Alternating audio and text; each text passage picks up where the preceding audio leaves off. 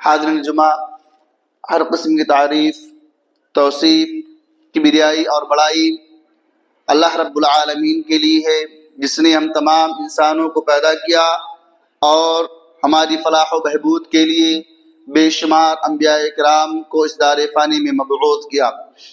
درود اور سلام نازل ہو تمام انبیاء و رسل علیہم السلام پر، خصوصاً آخری نبی اکرم جناب محمد رسول اللہ صلی اللہ علیہ وآلہ وسلم پر، اور ذات مقدسہ مبارکہ مطہرہ کہ رب العزت نے جن کے ذریعہ ہماری رہنمائی اور ہدایت کا بندوبست فرمایا۔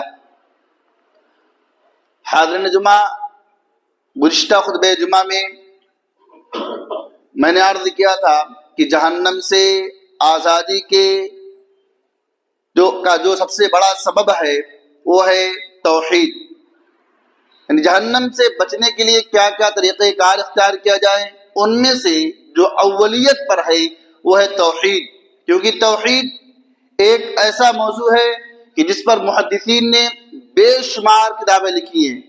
اور آپ کو میں بتاؤں، صرف لا الہ الا اللہ، صرف اس پر تقریباً 400 سے 500 پیج تک لکھا گیا ہے کہ یہ توحید کس قدر اہمیت کے حامل ہے۔ توحید سب سے اصل ہے، اور اللہ رب العالمین نے بھی اسی بات کا حکم دیا ہے، فَعْلَمْ أَنَّهُ لَا إِلَهَ إِلَّا اللَّهِ، سب سے پہلے لا الہ الا اللہ کا معنی اور مفہوم سمجھو، اس کے بعد تم اس بات کو کہو۔ یعنی علم حاصل کرنے کے بعد اگر اقرار انسان کرتا ہے تب جا کر وہ پائیدار ہوتا ہے، ورنہ آدمی یوں ہی کہہ دے پھر اس کا کوئی مطلب ہی نہیں ہوتا ہے۔ اور آپ خود غور کریں کہ کفار مکہ کیوں نہیں کہہ رہے تھے؟ اللہ کے نبی صلی اللہ علیہ وسلم ضمانت دے رہے تھے، کہے لوگوں لا الہ الا اللہ کا تو کامیاب ہو جاؤ گے، لیکن لوگ نہیں کہہ رہے تھے۔ ریزن کیا تھا؟ وہ یہ سمجھتے تھے کہ لا الہ الا اللہ کا مطلب کیا ہوتا ہے، ہم نہیں سمجھتے ہیں۔ لہذا سب سے پہلی شرط یہ ہے جہنم سے بچنے کے لیے توحید خالص کا ہونا، ہر قسم کی عبادت کو، اللہ رب العالمین کے ہر صفات کو ویسے ہی تسلیم کرنا جیسے اللہ اس کے رسول نے قرآن و حدیث میں بیان کیا ہے، اس میں کسی قسم کی تشبیہ اور کسی بھی قسم کی مثال نہ دی جائے، جیسے ہے ویسے تسلیم کیا جائے، تب جا کر آدمی توحید کے تقاضے کو پورا کرے گا۔ تو جہنم سے آزادی کا جو سب سے بڑا ذریعہ ہے وہ ہے توحید۔ توحید ہے تبھی آپ کے سارے اعمال مقبول ہوں گے، ورنہ سارے اعمال برباد ہو جائیں گے۔ آپ کتنے ہی اچھے کیوں نہ ہوں، پوری دنیا میں آپ کی توتی بولتا ہو، لوگ آپ کی عبادات کے گن گاتے ہوں، لیکن اگر توحید نہیں ہے تو یہ جو آپ لوگوں کی امداد کرتے ہیں، لوگوں کے ساتھ خیر خواہی کرتے ہیں، نمازیں پڑھتے ہیں، ذکر و اذکار کرتے ہیں، تہجد پڑھتے ہیں، قیام سب کچھ کرتے ہیں، توحید میں خلل ہے تو یاد رکھنا یہ ساری عبادتیں آپ کو فائدہ نہیں پہنچائیں گے۔ اس لیے سب سے پہلی چیز کیا ہے؟ توحید۔ اس کے بعد اخلاص۔ توحید کے بعد دوسرا نمبر کیا ہے؟ اخلاص کا۔ جہنم سے آزادی کا اسباب میں دوسرا سبب اخلاص کا ہے۔ جی ہاں، آپ کی ساری عبادتوں میں خلوص ہونا چاہیے، آپ جو بھی عمل انجام دیتے ہیں اس میں اخلاص پایا جانا چاہیے۔ اگر اخلاص نہیں ہے تو یاد رکھنا ایسے ہی ہے کہ آپ کے سارے اعمال برباد ہو جائیں گے۔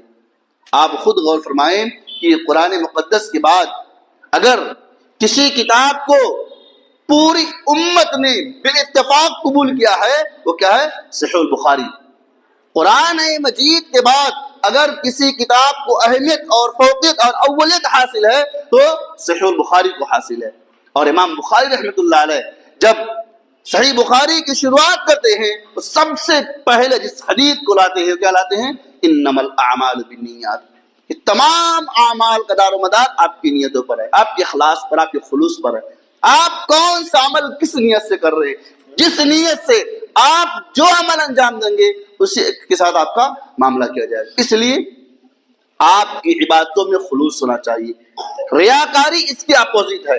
اگر آپ کی عبادت میں ذرہ برابر دکھاوا پایا گیا، ریاکاری پائی گئی، نمود و نمائش پائی گئی تو یاد رکھنا آپ کی ساری عبادتیں عبث ہو جائیں گی، برباد ہو جائیں گی۔ اس لیے اخلاص کا پایا جانا سب سے زیادہ ضروری ہے۔ آج ہم بہت سارے اعمال انجام دیتے ہیں، لیکن اب آپ کی نیت کیا ہے یہ آپ جانتے ہیں، آپ کا رب جانتا ہے۔ آپ دنیا کے لوگ کیا کہتے ہیں اس کی پرواہ نہ کریں، صرف اتنا جانیں کہ میں نے کون سی نیت کی ہے، اور نیت کا مطلب کیا ہوتا ہے، نیت کہتے کسے ہیں؟ نیت دل کے ارادے کا نام ہے، نیت دل کے ارادے کا نام ہے۔ جو زبان سے کہا جاتا ہے وہ اقرار ہوتا ہے۔ اقرار اور ارادہ دونوں الگ چیز ہے۔ ایک آدمی زبان سے کوئی بات کہتا ہے، اگزامپل کے طور پر کہتا ہے کہ ٹھیک ہے میں بھی جاؤں گا باہر، میں جاؤں گا ناگپور، میں جاؤں گا فلاں جگہ، تو یہ اقرار ہے، لیکن دل میں صرف سوچا، یہ نیت ہے۔ بہت سارے لوگ ایسے ہیں جو کہتے ہیں نہیں نماز کے لیے آئیں گے، بھائی زبان سے پہلے اقرار کرنا کہ میں نیت کرتا ہوں 4 نماز ظہر کی، منہ میرا کعبہ شریف سے امام کے، یہ اقرار ہے، یہ نیت نہیں ہوئی۔ نیت کیا ہے؟ آپ اٹھے وضو بنانے کے لیے، آپ کی نیت ہے کہ میں ظہر کے لیے جا رہا ہوں وضو بنانے کے لیے، آپ کی نیت ہو گئی۔ اب آپ کو آ کر مسجد میں کھڑے ہو کر ہاتھ باندھ کر یہ کہنے کی ضرورت نہیں ہے کہ میں نیت کرتا ہوں 4 رکعت ظہر کے پیش امام کے پیچھے مقتدی فلاں فلاں، یہ کہنے کی ضرورت نہیں ہے، یہ اقرار ہوتا ہے۔ نیت یہ ہے کہ ایک آدمی فجر کی نماز کے لیے اٹھ رہا ہے، سخت ٹھنڈی ہے، پانی گرم بہت ٹھنڈا آ رہا ہے، اور وہ اٹھ رہا ہے، کس لیے اٹھ رہا ہے؟ بستر کیوں چھوڑ رہا ہے؟ وضو کیوں بنا رہا ہے؟ کیا مطلب ہے؟ نماز ہی کے لیے نا۔ اب یہ سب کرنے کے بعد اس کی نیت ہی نہیں ہو رہی ہے جب تک وہ زبان سے اقرار نہ کرے، تو بہر صورت اقرار سے وہ کیا نیت کیا ہوتا ہے؟ دل کے ارادے کا نام ہوتا ہے۔ اس لیے آپ کی نیت خالص ہونی چاہیے۔ اس کے بعد جو تیسرا سبب ہے جہنم سے آزادی کا، وہ ہے دعا۔ جی ہاں، دعا جہنم سے آزادی کا تیسرا سبب اور بہت بڑا سبب ہے۔ دعا مومن کا ہتھیار ہے، بلکہ اللہ کے نبی صلی اللہ علیہ وسلم نے ارشاد فرمایا الدعاء هو العبادہ، دعا عین عبادت ہے۔ اور بعض محدثین نے الصلاۃ هو الدعاء بھی کہا کہ نماز ہی دعا، نماز کو بھی دعا قرار دیا گیا کہ نماز کے اندر پوری دعا ہی دعا ہے۔ اگر آدمی اپنی نماز میں غور کرے تو اسٹارٹنگ سے لے کر سلام پھیرنے تک صرف اللہ رب العالمین سے دعائیں ہی دعائیں کرتا ہے۔ اللہ رب العالمین کی توحید بیان کرتا ہے، اللہ رب العالمین کی تسبیح بیان کرتا ہے، اللہ رب العالمین کی تحلیل بیان کرتا ہے، اللہ رب العالمین کی پاکی بیان کرتا ہے، اور ساتھ ہی اپنے گناہوں کی مغفرت بھی کرتا ہے، اپنے آپ کو لاچار کرتا ہے، اللہ رب العالمین سے اپنی مناجات بھی کرتا ہے۔ تو انسان نماز میں اللہ رب العالمین دعا ہی کرتا رہتا ہے، لیکن دعا انسان کو کرتے رہنا چاہیے۔ اللہ رب العالمین قرآن مقدس میں فرماتا ہے والذین یقولون ربنا اصرف عنا عذاب جہنم ان عذابها کان غراما انها ساءت مستقرا ومقاما۔ وہ لوگ جو یہ کہتے ہیں کہ اے ہمارے رب تو جہنم کے عذاب کو ہم سے دور ہی رکھ، ہم سے پرے ہی رکھ، کیونکہ اس کا عذاب چمٹ جانے والا ہے، اس کا عذاب انسان کو پکڑ لینے والا ہے، وہ رہنے اور ٹھہرنے کے لحاظ سے بڑی ہی بدترین جگہ ہے۔ لہذا اللہ کے بندوں کو چاہیے کہ اللہ رب العالمین سے دعا کرے کہ اللہ ہمیں جہنم کے عذاب سے نجات دے دے۔ سب سے بڑی کامیابی ہے، پچھلے جمعہ میں نے ایک آیت پڑھی تھی فَمَنْ زُحْزِحَ عَنِ النَّارِ وَأُدْخِلَ الْجَنَّةَ فَقَدْ فَازَ، جہنم سے جو بچا لیا گیا، جنت میں داخل کر دیا گیا، حقیقی معنوں میں کامیاب ہو گیا۔ کامیابی یہ ہے۔ تو ایک انسان کو، ایک مسلمان کو اپنے رب سے سب سے پہلا سوال یہی کرنا چاہیے کہ اللہ تو ہمیں جہنم سے نجات دے دے اور جنت میں داخل کر دے۔ کیونکہ سیدنا انس رضی اللہ تعالی عنہ بیان کرتے ہیں کہ اللہ کے نبی صلی اللہ علیہ وسلم نے ارشاد فرمایا من سأل اللہ الجنت 3 مرات قالت الجنہ اللہم ادخلہ الجنہ ومن استجار من النار 3 مرات قالت النار اللہم اجرہ من النار۔ اللہ کے نبی صلی اللہ علیہ وسلم ارشاد فرماتے ہیں کہ اللہ کا جو بندہ اللہ رب العالمین سے دن میں 3 مرتبہ جنت کا سوال کرتا ہے، جنت اس کے لیے دعا کرتی ہے کہ اللہ اپنے اس بندے کو جنت میں داخل کر دے، اور جو شخص دن میں 3 مرتبہ جہنم سے نجات کا سوال کرتا ہے، جہنم اس کے لیے دعا کرتی ہے کہ اللہ اپنے اس بندے کو جہنم سے نجات دے دے۔ اس میں دیکھیے پوائنٹ دیکھیے، سب سے پہلے ایک بندہ اگر اللہ رب العالمین سے 3 مرتبہ جنت کا سوال کرتا ہے، یہ تو اللہ کا بندہ سوال کر رہا ہے، ساتھ اللہ رب العالمین نے جنت بنائی ہے، جنت بھی اللہ رب العالمین سوال کرتی ہے، کہتی ہے، ریکویسٹ کرتی ہے۔ ایک بندہ سوال اللہ سے ریکویسٹ کر رہا ہے اور ساتھ ہی جنت بھی ریکویسٹ کر رہی ہے کہ اللہ اپنے اس بندے کو جنت میں داخل کر دے. اور اگر جہنم سے نجات کا سوال کرتا ہے 3 مرتبہ تو جہنم بھی اللہ رب العالمین سے کہتی ہے، ریکویسٹ کرتی ہے، درخواست کرتی ہے کہ اللہ اپنے اس بندے کو جہنم سے نجات دے دے. ایک بندے کو چاہیے کہ ہر حال میں اللہ رب العالمین سے جنت کا سوال کرے اور جہنم سے نجات پانے کی دعا کرے. سیدنا عبداللہ ابن عباس رضی اللہ تعالی عنہ بیان کرتے ہیں کہ اللہ کے نبی صلی اللہ علیہ وسلم ہم لوگ یعنی اپنے صحابہ کو، اپنے ساتھیوں کو یہ دعا ایسے ہی سکھلایا کرتے تھے جیسے آپ قرآن مجید کی کوئی آیت سکھلا رہے ہو. کون سی دعا؟ اللہم انی اعوذ بک من عذاب جہنم واعوذ بک من عذاب القبر واعوذ بک من فتنة المسیح الدجال واعوذ بک من فتنة المحیا والممات. اے اللہ تو ہمیں جہنم کے عذاب سے پناہ دے، ہمیں قبر کے عذاب سے بچا لے، اور ہمیں دجال کے فتنے سے محفوظ رکھ، اور زندگی اور حیات کے فتنے سے محفوظ رکھ. اور دوسری روایت میں الفاظ کے تغیر کے ساتھ بھی ہے. اسی روایت میں اللہم انی اعوذ بک من عذاب القبر واعوذ بک من فتنة المسیح الدجال واعوذ بک من فتنة المحیا والممات اللہم انی اعوذ بک من المأثم والمغرم. یعنی الفاظ کے تغیر کے ساتھ ہے، لیکن جو اصل چیز کیا ہے کہ اس میں سکھلاتے تھے کہ اے میرے صحابہ، اس دعا کے ذریعے سے اللہ رب العالمین سے جہنم سے نجات کی دعا کرو، عذاب قبر سے نجات کی دعا کرو، دجال کے فتنے سے نجات کی دعا کرو، زندگی اور موت کے فتنے سے اللہ سے دعا کرو، اور ساتھ ہی قرض کے غلبے سے، گناہ کے غلبے سے اللہ رب العالمین سے دعا کرو. اور یہ دعا سلام پھیرنے سے پہلے یعنی اللہم انی ظلمت نفسی کے بعد عام طور سے پڑھی جاتی ہے، اور الحمدللہ ہم پڑھتے ہیں. تو یہ دعا انسان کو اللہ ہر حال میں کرنا چاہیے. اللہ کے نبی صلی اللہ علیہ وسلم سکھلاتے تھے. لیکن یہاں پر ایک چیز اور رکھے، یاد رہے آپ کو، دعا مومن کا ہتھیار ہے، دعا جہنم سے نجات کا ذریعہ ہے. اگر ایک انسان کے مقدر میں اللہ رب العالمین نے تقدیر میں جہنم لکھ دیا، لیکن اللہ رب العالمین انسان کو حیوان ناطق بنایا ہے، عقل و شعور کا ملکہ عطا فرمایا ہے، وہ اللہ رب العالمین سے دعا کرتا ہے. اسے نہیں معلوم ہم جہنم میں جائیں گے جنت میں جائیں گے، ہم میں سے کوئی نہیں جانتا ہے کہ ہم جنت میں جائیں گے جہنم میں جائیں گے. تو ہم کیا کریں گے؟ اللہ سے جہنم سے بچنے کا سوال کریں گے، اللہ رب العالمین سے کیا گزارش کریں گے کہ ہمیں جہنم سے بچا لے. تو ایک بندہ جو اپنے بارے میں نہیں جانتا ہے کہ جنت میں جائے گا یا جہنم میں جائے گا، وہ اللہ رب العالمین سے پوری زندگی یہی سوال کرتا رہا کہ اللہ تو مجھے جہنم سے نجات دے دے.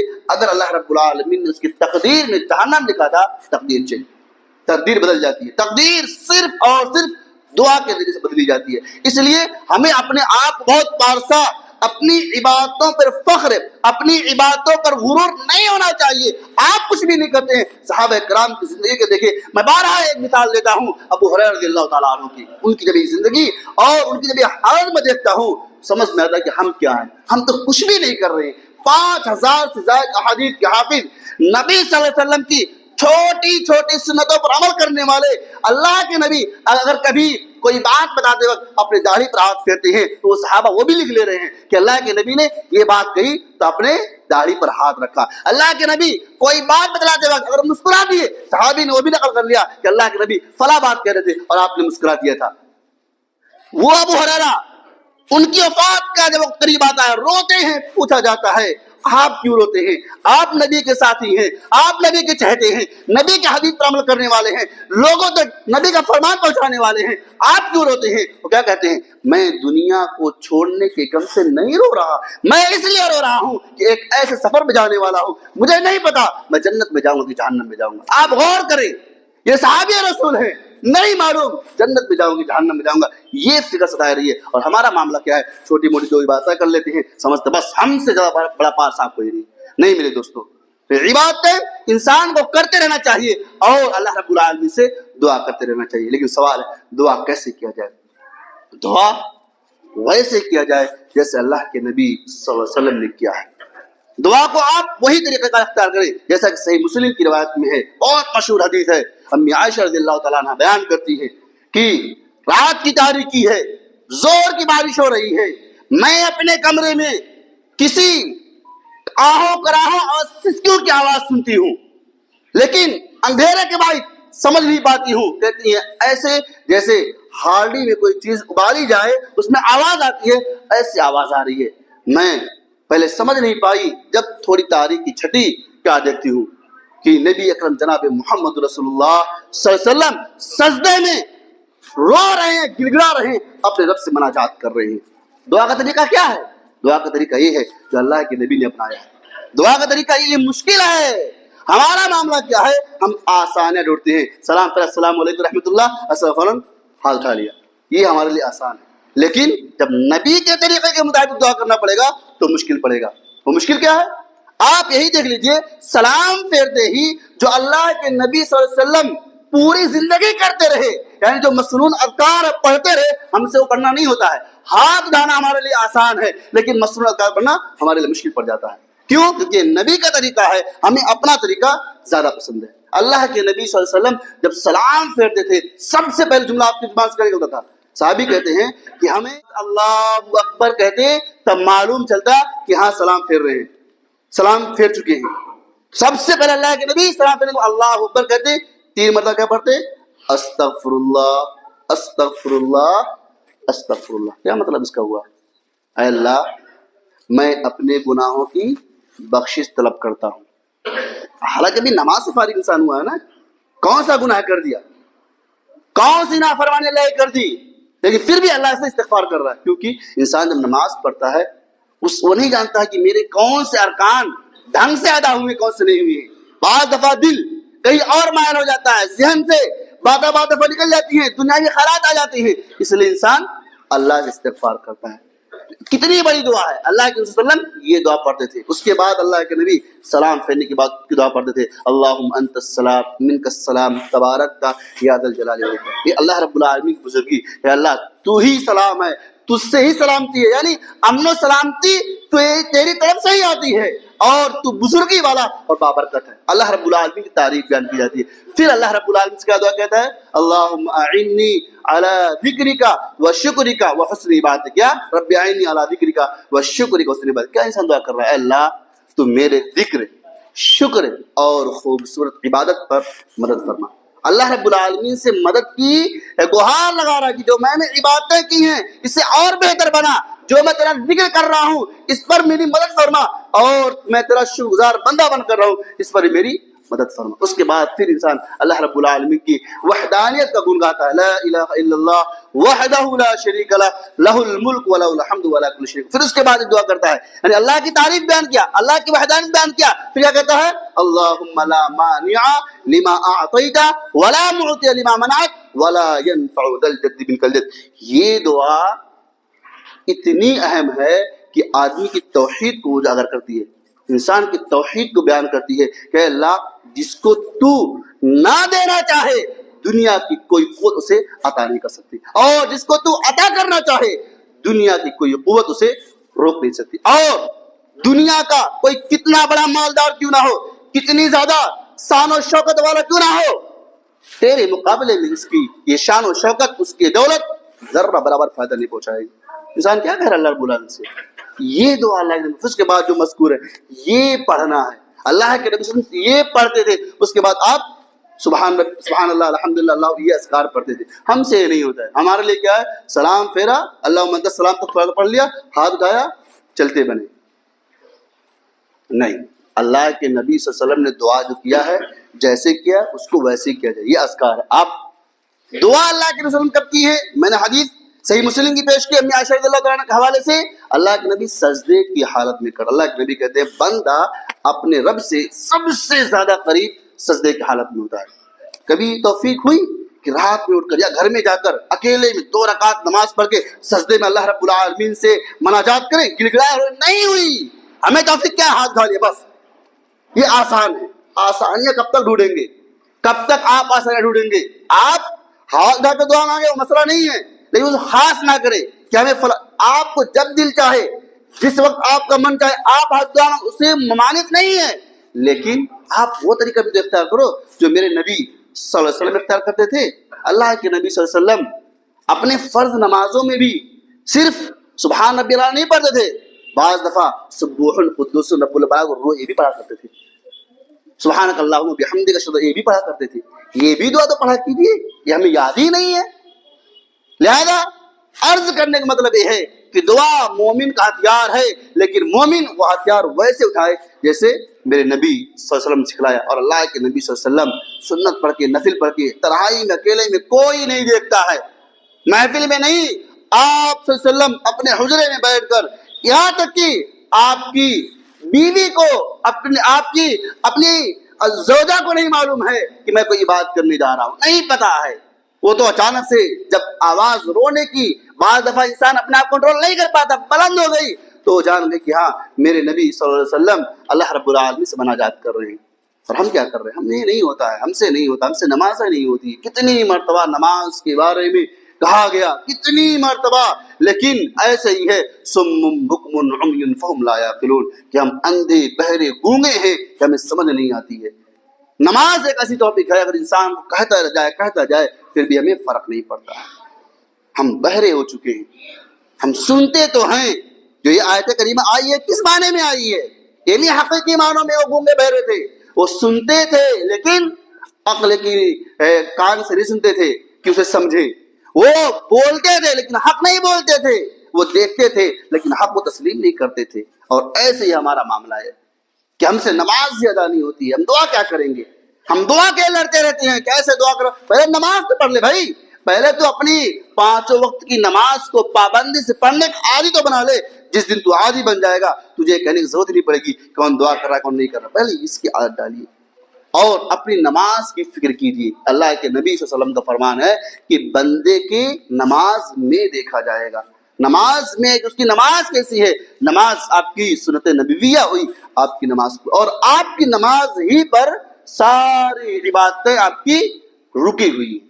ابھی 2-4 دن پہلے ہی یہ حدیث درس حدیث میں گزری ہے کہ بندے کے سارے اعمال کا دار و مدار نماز پر ہے. وَإِن صَلُحَتْ صَلُحَ سائر عملی وَإِن فسدت فسد سائر عملی. اگر بندے کی نماز درست ہوئی، اچھی ہوئی، اچھی مطلب کیسی؟ یعنی نبی کے طریقے کے مطابق ہوئی، اس کے سارے اعمال قبول ہو جائیں گے. لیکن اگر یہ نماز خراب ہوئی، نماز میں کمی پائی گئی، نماز میں آپ نے دھیان نہیں دیا، آپ بس نماز پڑھتے گئے، آپ کو نہ آپ کا ذہن حاضر ہے نہ آپ کی نیت ٹھیک ہے، آپ بس ایسے ہی رسمی طور پر نماز پڑھ رہے ہیں، یاد رکھنا آپ کی نماز خراب ہو جائے گی. اور نماز خراب ہوئی، سارے اعمال، ساری نیکیاں برباد ہو جائیں گی. یہ میرا فرمان نہیں، نبی اکرم جناب محمد رسول اللہ صلی اللہ علیہ وسلم کا فرمان. لہذا ہمیں چاہیے کہ ہم جہنم سے آزادی کے جو اسباب قرآن و حدیث میں بیان کیے گئے اسے اپنایا جائے. وہ کیا ہیں؟ سب سے پہلے توحید، دوسرا اخلاص، عبادتوں میں خلوص، تیسرا کیا ہے؟ دعا. اللہ کے نبی صلی اللہ علیہ وسلم بارہ یہ بھی دعا کرتے تھے، ربنا آتنا فی الدنیا حسنۃ وفی الآخرۃ حسنۃ وقنا عذاب النار. اس میں بھی اللہ رب العالمین سے دنیا اور آخرت کی بھلائی اور جہنم سے نجات کا سوال کیا گیا. لہذا ہمیں چاہیے ہم اس دعا کے ذریعے سے اس دعا کو برابر پڑھتے رہے.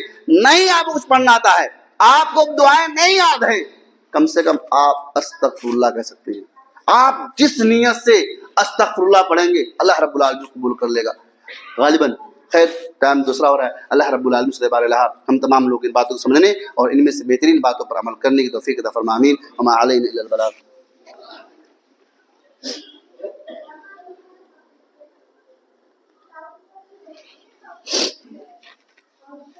ان الحمد للہ نحمده ونستعینه ونستغفره ونعوذ بالله من شرور انفسنا ومن سیئات اعمالنا.